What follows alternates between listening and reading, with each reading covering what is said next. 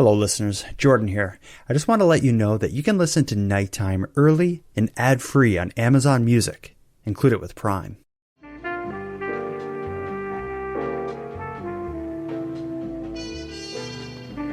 Welcome to Missing in Canada, an ongoing series by the Nighttime Podcast.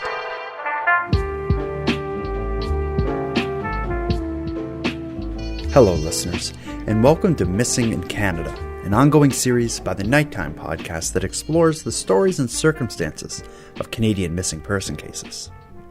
In this episode, we're going to discuss one of the darkest events to ever play out in the province of Newfoundland. Our story takes us back to November of 1996. Three brothers spend the day with their non-custodial father at his home in Torbay. An hour before the boys were scheduled to be returned to their mother, she received a phone call from her estranged husband telling her that he was not going to return the boys and that he had rigged his house to explode if anyone were to enter it. Now, despite the passage of over 25 years, the father, Gary O'Brien, and the three O'Brien boys haven't been seen since. So let's get to it. Tonight, in this episode of Nighttime, Ashley Drake and I will present and discuss the abduction of the O'Brien boys.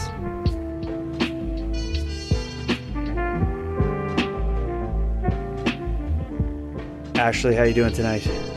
I'm doing well, thank you. How are you? I'm doing good. It's March break here in Halifax, so lots more time to stretch out and enjoy life and family. How have you been passing the time? I'm sure your schedule has changed a little bit with this. Yeah, I took vacation Monday to Thursday, and I spent some time with my daughter. We just did some stuff. We went to Pure and Simple like 2 or 3 times to get breakfast. Oh, that's that new like a new restaurant that opened. Yeah, they have Good. Smoothie Bowl, so we went there. Yeah. Nice. Today I went to, there's like a bowling alley near my house that has a big arcade in it. And it's kind of like one of like Halifax's lesser known big arcades. So my son and I went there, and we it's that kind of the kind of arcade where you like the games get you points and then you can cash in the points for a prize. Kids love it. Oh yeah, but we were super lucky. We ended up hitting like the jackpot whatever in games like 3 times. So we ended up getting enough points to buy this like a bobblehead that goes on top of my car dash that's a glow in the dark zombie. So as you drive, he's kind of like shuffling around all weird. So I guess that's the highlight of my month and week so far. But good times. Great times. But we're here to talk about something much darker. And actually, we both just mentioned we have kids, so I guess especially darker. I don't know about you, but I find for me, like one thing that's really changed within me since becoming a parent is any stories that concern kids. They just they kill me. Like if it's a horror movie, let's say, I've loved horror movies my whole life, and I can watch the goriest, most violent horror movie. But the minute like a kid comes on screen or is involved in any way, I'm like, no, I'm out. Yeah, it's impossible to not put yourself in that situation and think like, what if this was happening to me? Mm-hmm. And with this case, I definitely feel the same way. Yeah, and I've always felt personally like I've always had this kind of invincibility kind of feeling, for better or worse. So I did, like, as a younger man, I didn't take good care of myself because I felt nothing could hurt me. Like once you have kids, no matter how you feel about yourself and your mortality and all in your health and all this stuff, it's like with your kid comes this enormous weakness that you have. It's like I know for me, like the one place I feel vulnerable is like my children. Like I don't care, like I don't worry about my own well-being. In fact, the only reason I worry about my own well-being now is because of my kids, you know? Yeah, because you're their protector. Yeah. And then this story that we're going to get into, it just hit me in the gut so many times. I have 2 boys, and this story really will be telling it from the point of the view of a mother whose 3 boys were abducted. So I can kind of see some mirrors when I try to imagine the 3 O'Brien boys. I can kind of picture my own 2 boys who were, similar ages of them.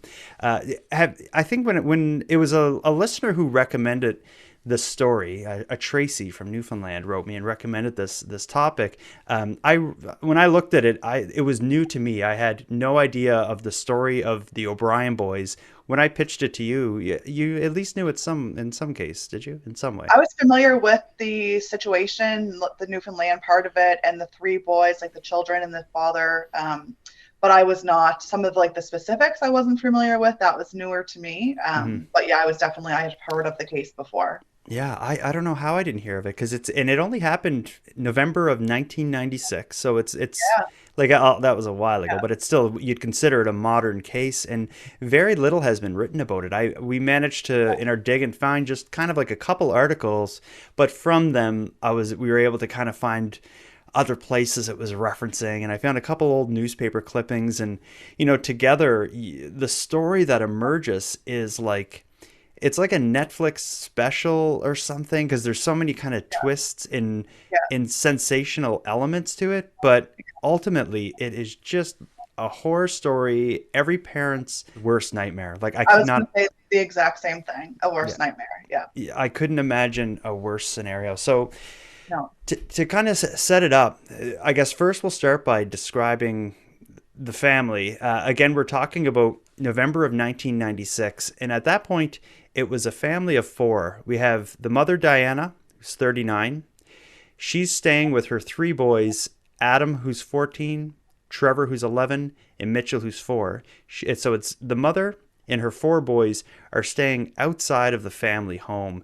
The father, who Diana's estranged from, they're like separated at this point, his name is Gary O'Brien. He's 40 years old.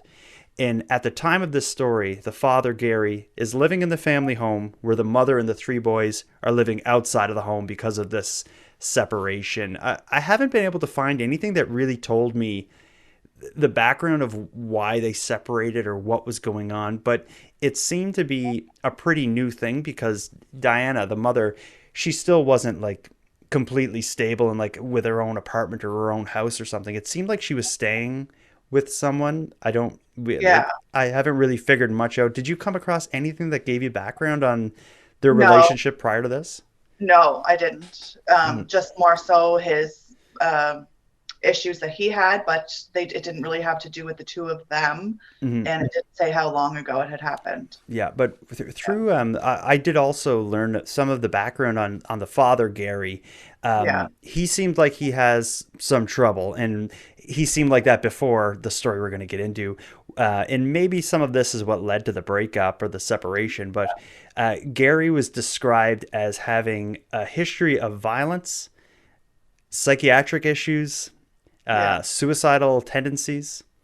Diana, in interviews, referred to him as manipulative, resourceful, and really introverted. So I'm kind of picturing Gary to be this like quiet and kind of like a sneaky, snaky kind of guy. I've seen more than one place where she described him as resourceful and really kind of tricky.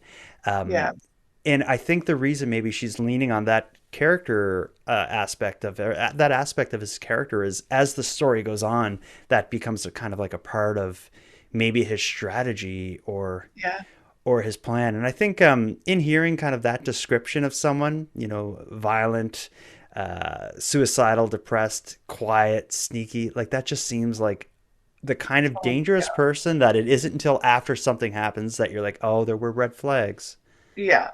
And I'm sure at the time that was not a happy marriage. That's not someone you want to be married with, and that's not someone that you want to be the father of your kids. But you would never expect that what is going to happen would happen. Yeah. And whatever was happening between them, Diana had custody. Again, as I already mentioned, the boys were living with her, and it seemed like they had kind of like scheduled visits where the boys would go with the dad for, a certain set period of time. And, I think anyone who's followed stories of breakups and custody and stuff like that's not uncommon. No. But getting to the day it actually happens is November 9th, 1996. Coincidentally, it's a day after Diana's 39th birthday. And that kind of becomes possibly part of the motive, and the only reason I mention this. Again, at this point, Diana and the boys were living away from Gary, who, again, Gary was back at the prior family home living there. And it was on this day, Gary was to have a visit with the children. They were to be dropped off at his house and spend a bit of time with him. The youngest of the boys, Mitchell, who was 4, he was sick at the time, or wasn't feeling good. Diana was actually considering keeping him home with her because of that, but Gary insisted that Mitchell come along as well. Against her gut instinct, she agreed and sent Mitchell along with his older brothers Trevor and Adam to visit the dad. Yeah. So they spend the day with Dad, as you would expect. And I guess the boys are supposed to be dropped off by Gary back where Diana's staying at around 9:30 in the evening. What happens instead is about an hour before the boys are scheduled to be dropped off, Diana gets a phone call at the place she's staying at.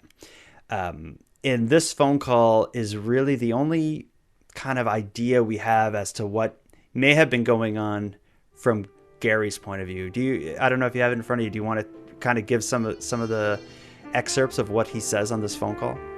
Yeah, he says, "I'm not bringing the boys home. You're going to know what it feels like to turn 40 without your kids.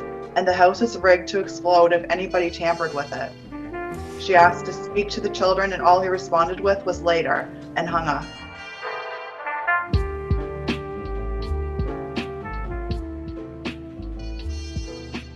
Yeah, so he calls her, and as you can imagine, like this, or at least as I imagine it, this is the short, intense, I'm not bringing them back. You're going to know what it feels like to turn 40 without your kids. Yeah. And that's such a threat. Oh, absolutely. Shock value. Yeah, and it's the day after her birthday. Yeah. She had just turned 39. Mm-hmm. And I'm kind of projecting here, but Gary, at the time that this happened, he was 40. So I don't know, but I can only assume maybe on his 40th birthday, they were already separated and he wasn't with the boys. Yeah. And as you just explained there is, when he says this to her, "I'm not bringing the boys home. The house is rigged to explode. And if anyone comes here, it's going to blow up." She challenges him on that. And I heard an interview with her where she says they had choice words, which I'm guessing is her screaming at him and whatnot. Yeah. She's wanting to talk to the boys and he just says "later." And when you read kind of the, when you read that word, it could be later as in you'll talk to them later, or later as in like later, click. Yeah. I'm kind of leaning towards the latter. Yeah. Because that's like the last thing he says before he hangs up. Yeah, and we come to find out he doesn't really have plans for her to talk to them later. So I'm thinking it was like later, like this conversation's done, like later, bye. Yeah, that's how I take it. And so that conversation ends. Obviously, she is in panic with that. Mm-hmm. She falls to the floor. Diana falls to the floor, bawling, crying, in a state of complete shock. Luckily, she was with her sister at the time of this phone call. Her sister standing there with her. And that leads me to think maybe Diana, the place she was staying at, may have been her sister's. If so, that makes sense. But regardless, her sister was there with her. And when Diana manages to explain what Gary said on the phone call, the sister knows this is a problem and immediately calls the police. The police, Diana is able to explain to the police a little bit about what he said. And thankfully, like her doing that likely saved some lives of both law enforcement and even the neighbors, because him saying "my house is rigged to explode," like I think if I heard that, I would initially think it's a like kind of an empty threat, maybe. And you can't really. One of the things that I learned when looking into this story is you can't really predict how serious these situations are. I saw some stats for when a child in Nova Scotia, in Canada, when a child's reported missing. I saw statistics as far as how often it's resolved. And it was something like 50% of them are resolved in the first day, and like 95% of them are resolved within like 4 days or something. So it's statistically, you would think things are going to be okay, but in this case, when the police show up at his house, since they had the warning that there is a bomb there, they would proceed with caution with a bomb team or whatever. And what they find at Gary's house is not a simple bomb. It's two 400-pound or 400 pound propane tanks, which are, these aren't like the ones you would hook up to a barbecue, and they're not even the ones that you would have like if you heat your house with propane, you may have like a big propane tank on the side of your house. A 400-pound propane tank is the kind that you would see like next to Burger King with like a fence around it or something. Yeah. It's like a massive thing. He had two of them there, and they were connected to the house in some way that if the door was opened or even if someone rang the doorbell, it would have been enough to blow these two propane tanks up, which were full. And that would have been a strong enough blast, not only to destroy his house, but to even destroy homes of the neighbors within, like a couple homes on either side. And of course, kill anybody that's on the property. So this is like a serious, serious situation that he has set out here. But luckily they knew that going in and were able to disconnect the bombs and, prevent any kind of explosion. But at this point, this call mixed with the insistence that the youngest boy come along, the bombs, like it's like in my mind, it's obvious this was something he was planning for some time. I can only imagine he was stewing on the fact that he doesn't have custody of the kids, and this is his way of getting back at her. Yeah, and it seems like he was the aggressor in the situation because they actually left the family home. Normally if it's just a regular situation, the mother and the kids would stay in the family home and the father would leave, but this was reversed and he stayed there. So that's also a red flag. Oh yeah, who would do that? I'm just trying, like, I can't, no matter what the situation is, it's like the kids and the custodial parent should stay in the house. Yeah, so they were trying to escape him. They were getting away from him.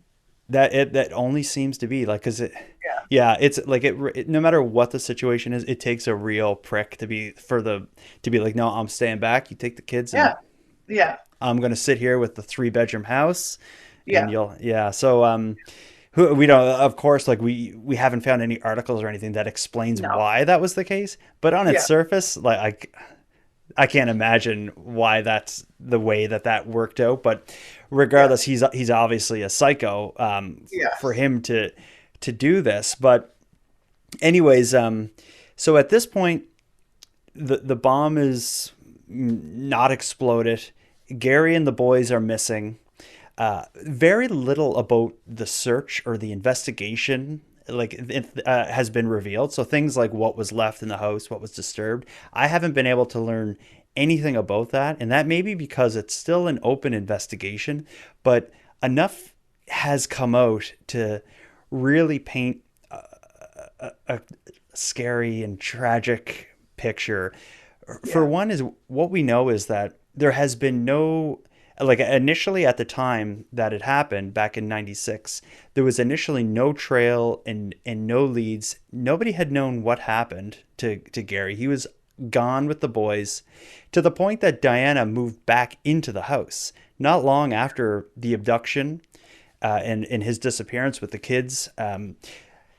She moved back in the house with the idea that if the boys were to return, that's where they would look. They would go home to the house. So it would make sense she'd live there. But man, that must have been an odd feeling, moving back into the home. The boys' bedroom, like, she lived in the home months later with the boys' bedroom still full of their stuff. I'm sure Gary's stuff was still hanging around. Yeah, so isolating and quiet. I mean, I have 2 kids. I can't imagine 3 boys. It must have been such, the total opposite of what would be your normal. And then also just the idea of, like, the panic and the terror, not knowing where he was with your kids. We do know for a fact his vehicle was missing. It was a 1989 Ford Tempo, which is a really, really crappy car. Being a Cape Rentner, like, things last a bit longer there. But I remember, like, back in the 90s, like, a lot of my late 90s, 2000s, a lot of my friends would be allowed to drive, like, their parents' old Ford Tempos or Reliant K cars. I don't know if you remember them. I have a few friends. Actually, I had a friend who had they called it like a car truck, where it looked like a car, but instead of a trunk, it was like the back of a truck. I Oh don't know my if gosh. you were. I had a couple of friends with tempos too. Yeah, yeah. So awful cars, but that's what Gary was gone with the boys, and she was living there. Now, the first lead, and this is one we'll talk about a bit, and because it kind of plays into, I think, the most likely outcome, I think, for a lot of people. About a year after the abduction, again with no sign or trail of Gary or the boys anywhere, pieces of his vehicle was found in the ocean on the shore near a cliff about 10 kilometers from where the boys were last seen. This area, I don't know Newfoundland well. I believe it's Redhead Cliff near a community called Flat Rock. It's about 10 kilometers from the home, as I said. And it wasn't like the full vehicle. What was found was portions of the engine, like the engine and the stuff that kind of connects to the engine was found in the water. And when I say his vehicle, I don't mean like a 1989 Ford Tempo. Like the engine serial number was still there, and it was linked to his car. So the engine of the vehicle he left in was found at the bottom of a cliff, which would, I think anyone would be like, okay, he took the boys in the vehicle and drove off the cliff. And I think that's probably where what the investigators suspected as well. But the rest of the car wasn't found. There was no bodies or remains found. And again, talking about the fact that Diana has referred to him as like manipulative and strategic and resourceful, she believed from like as soon as according to her statements, as soon as she heard that the engine was found, she felt it was something he did intentionally to distract or like to obscure his trail, like to lead people to think that it happened, which that would be a pretty extreme length to go. Yeah, I kind of have to agree though, because why would it be just the engine? I don't understand that, but yeah, well, more. Yeah, because it's like, yeah, of course the engine is like big and heavy and stuff, but the rest of the car is also big and heavy, and we're only talking about where's it gonna go? we're only talking about a year later, so it's not like the rest of it's like rusted away. Like it should all be there. You would think. I don't know what like the tides and stuff are like there, but still, it's like it's a car. It should have just sunk and so that's I don't know, and it's to say like it would be crazy to take the engine out and throw it in there, but at the same time it's like this guy also rigged up his house with explosives, so he clearly is crazy. So so this idea of him using it as a strategy kind of plays into something that Diana to this day, like just like when these kind of stories happen, there'll be kind of follow-up articles written, on the 5-year, 20-year anniversary. She, according to statements she's made on every article I've read about this case that had interviewed her, she maintains hope that the boys are alive somewhere, and she has several kind of theories. Again, she talks about the idea that she believes that the engine was something that he did to distract or to obscure his trail. But what she talks about is this idea of him living somewhere off the grid, somewhere without a lot of technology. She's also talked about the possibility that he would join like a religious community. And I don't know what would lead her to say that other than the fact that there are isolated religious communities. And she also talked about or mentions how manipulative he is and the ability he would have to brainwash the boys into not wanting to go back with their mother. For example, saying something like, if you call the police or if you call her, I'm going to be arrested. And she has said, if he did that to the boys, it maybe would be enough to prevent them from speaking out. But but a lot of times passed. We're talking 96, we're talking 25 plus years. Like they wouldn't have access to as much as we would have. And you would just text your mom and say, or, you would go to like someone's house and use the internet. But at that time, it would have been more difficult to make contact. But why not now as adults? Like she's, and it's like, the 4-year-old's a different story. His name is Mitchell. The Yeah. 4-year-old likely wouldn't remember, where Right. he lived or the name of his town or something if the dad took him far enough away. But the Yeah. oldest boy, Adam, is 14. So I think he would. Maybe at Yeah. the time, Gary could have scared him into not calling because of the police, or tricked him into thinking that his mom was evil or something. But Or or she passed away or something, and they just kind of drilled that into like his head the whole yeah, time. Like he might not even know that she's alive and looking for him. yeah. But you'd think like 10 years later, like he Mhm. knows his name and where he's from. Yeah. It would Yeah. only take a Google search, and like we found out a lot. Like if it was. Yeah. And so it's hard. I find myself, it's hard to imagine a situation that these boys are out there and haven't come home. And this whole thing with the engine, like I can picture him being Gary, choosing that way to end it. Here's the other thing. So they disappear. They're abducted. I say disappear. They're abducted November of '96. A year later, the engine's found.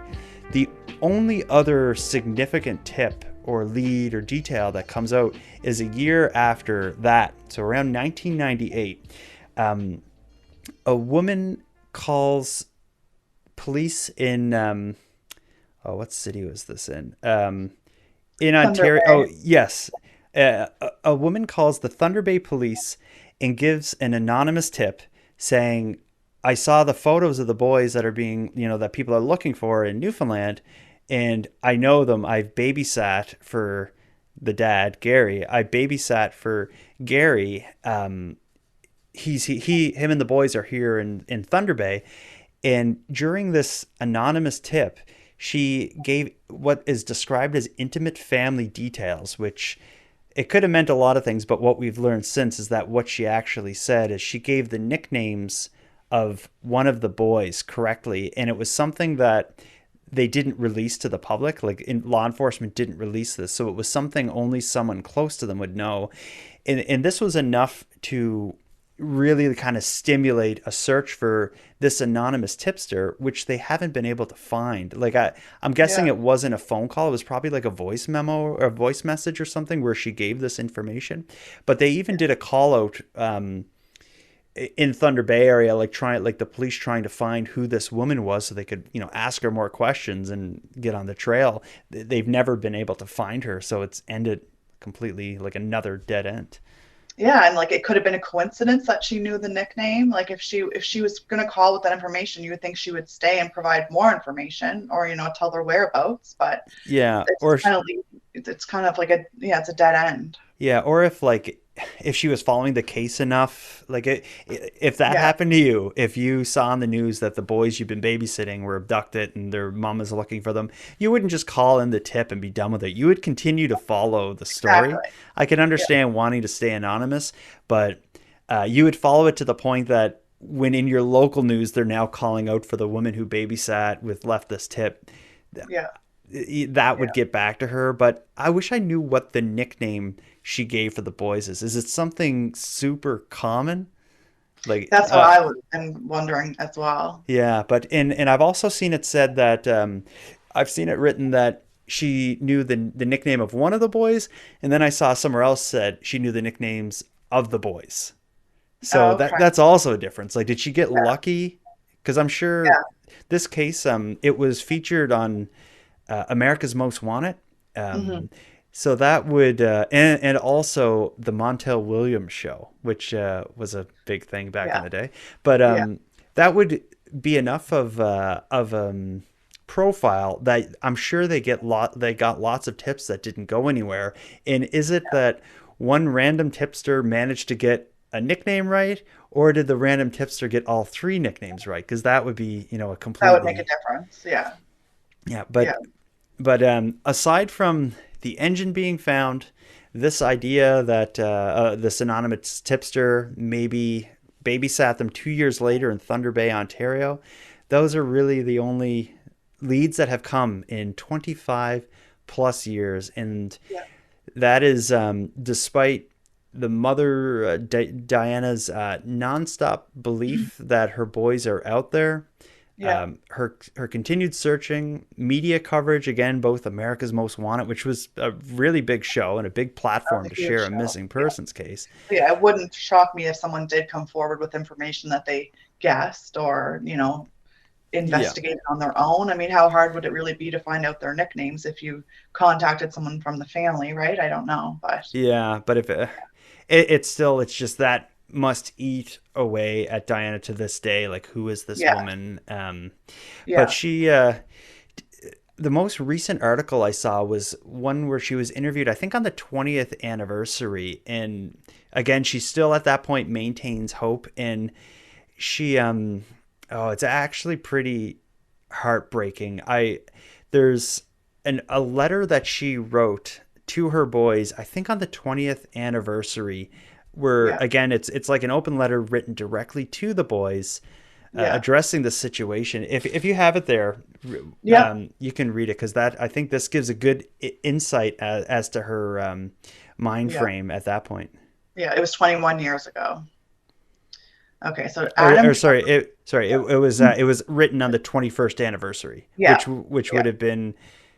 That's what I meant. Yeah. That 2017. Yeah. Okay. Okay. Adam, Trevor, and Mitchell. 21 years ago, Saturday, November 9th, 1996, our lives together as mommy and sons was torn apart. We never knew that those last few hours together would end up being our lasting memories of each other. Hustle and bustle as usual on a Saturday morning. Adam and Trevor delivering the morning papers to our neighbors. I recall that morning as if it were this morning. Trevor, you were excited to wear your new Chicago Bulls jacket to show your dad and your friends that day. Adam, you were planning to buy me a birthday card. And you, little Mitch, were not feeling well. Mitch, I didn't want you to go with your dad that day, but your father insisted I have you ready when he arrived. I regret not following my motherly instincts. I am so sorry, doll.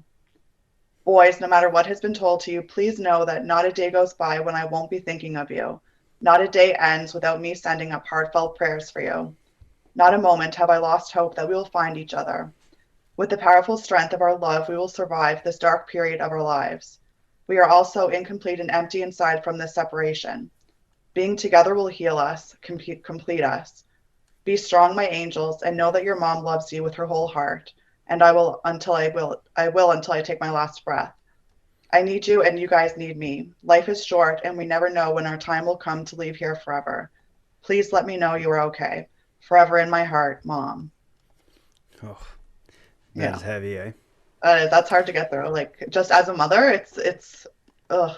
Yeah, because again, it's like it gives you a sense of she's been going through all this time, almost like waiting for the day they come home. And one of the things she says in the letter is like, this dark part of our lives will be behind us. Mm-hmm. But this has been going, like, she wrote that 21 years into this dark period. That has been the majority of her lives with her children has been this dark period. Yeah.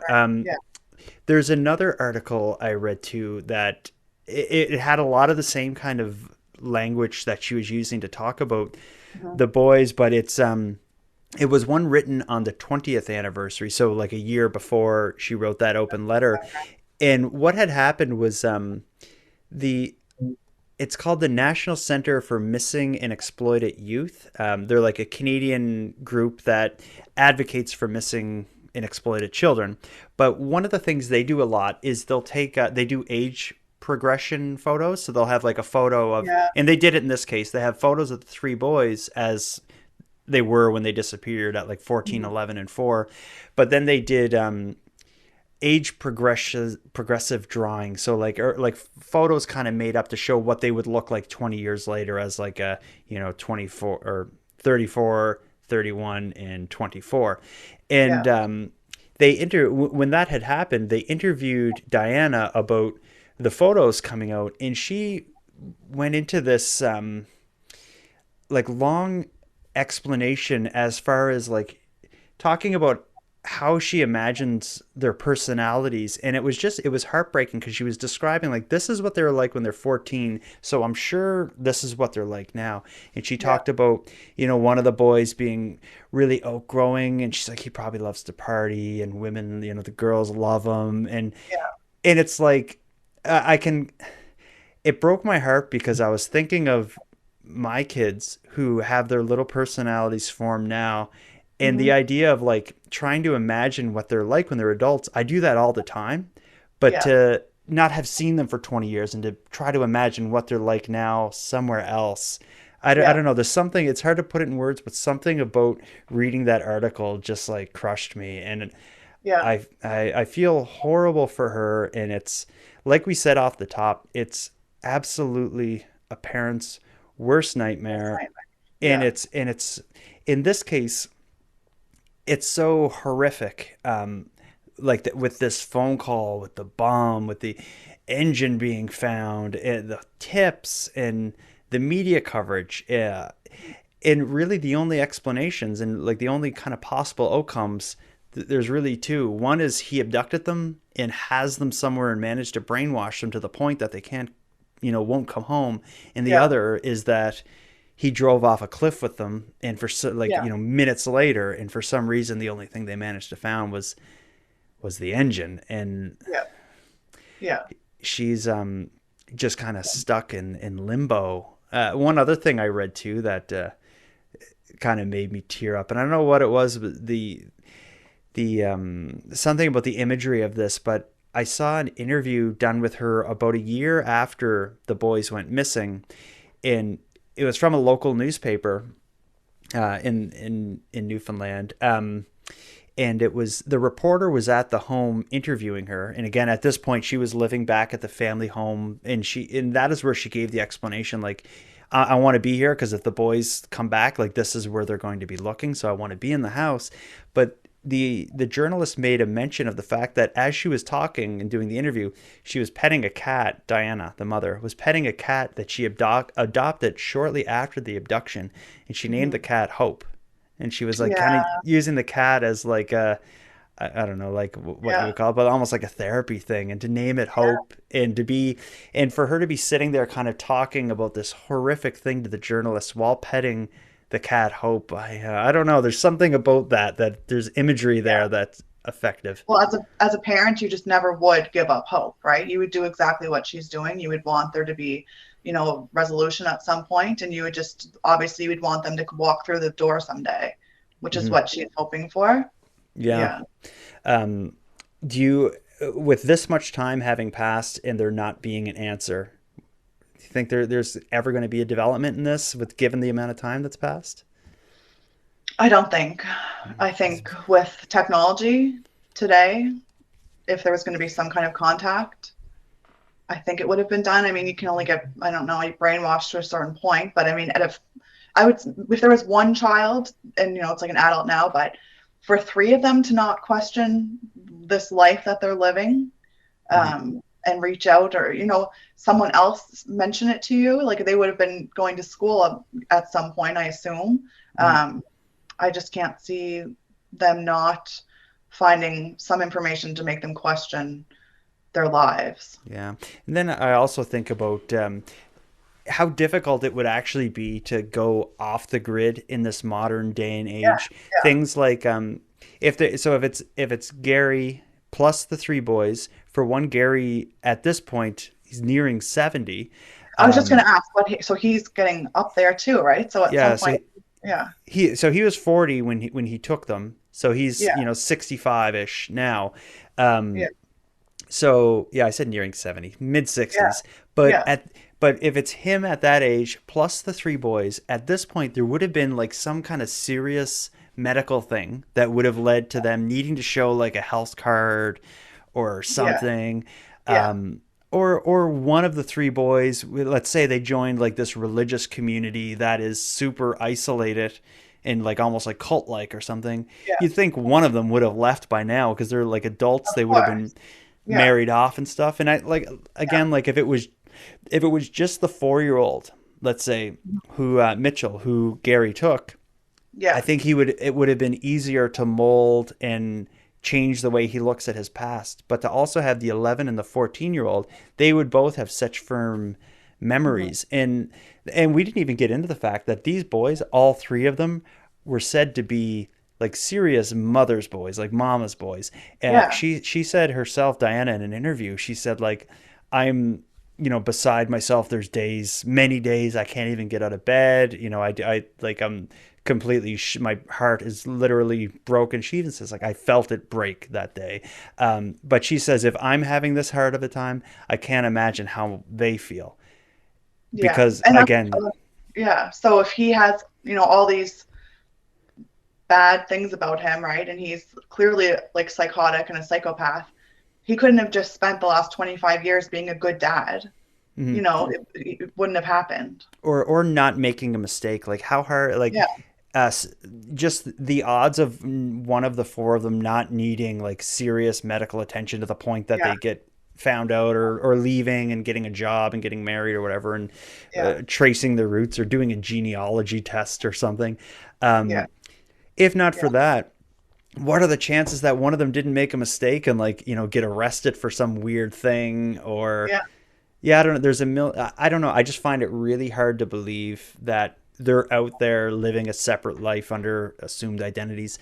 That said, and like, this is with missing persons cases, that's often a theory that, they're homeless in another city or living with a religious group, or, off the grid in the middle of the woods somewhere. That's often a theory because, well, for one, people want to hold out hope, and it's really hard to prove that kind of theory wrong, but it doesn't happen often at all. Although there are there are cases you can point to where people have done that, and 30 years later have been found, but that's so rare. And that's normally one person, not four people. Yeah, absolutely. And again, if it is four people, keep in mind that one of them in this case is a violent psychopath with suicidal ideation, seemingly an anger control problem, an anger management problem, a manipulative kind of asshole.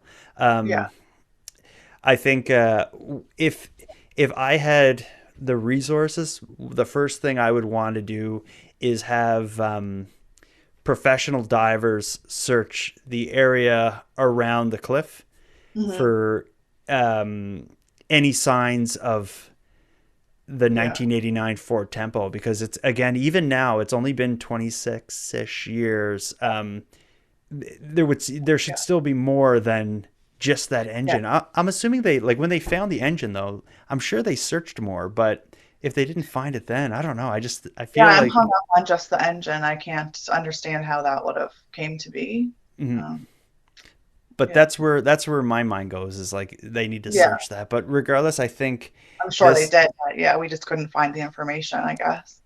But I think in the end, what this is a really tragic story of a parental abduction, where it seems to just be simply fueled by spite and anger, and like, this is like a typical using the children to get back at her for his own problems.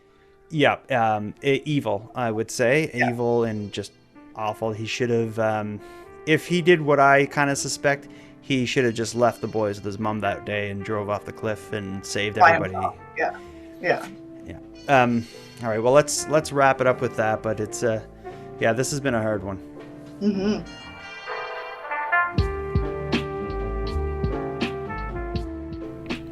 I want to thank you for joining Ashley and I for a discussion surrounding the abduction of the O'Brien boys. For those listening who want to learn more about this case, I suggest you join and participate in the Facebook group moderated by their mother, Diana. I've added a link to the group in this episode's description. And with that, I'm going to wrap things up, but before we part, I want to give some thanks. First, a big thanks to Ashley for sharing an evening with me and with the listeners of Nighttime. I'd also like to thank Monty Datta for contributing the music for this episode. It's a piece called Noir Tokyo. And lastly, but most importantly, I want to give a massive thank you to everyone who listens to Nighttime, as without your interest and your support, the show would be as pointless as it would be impossible.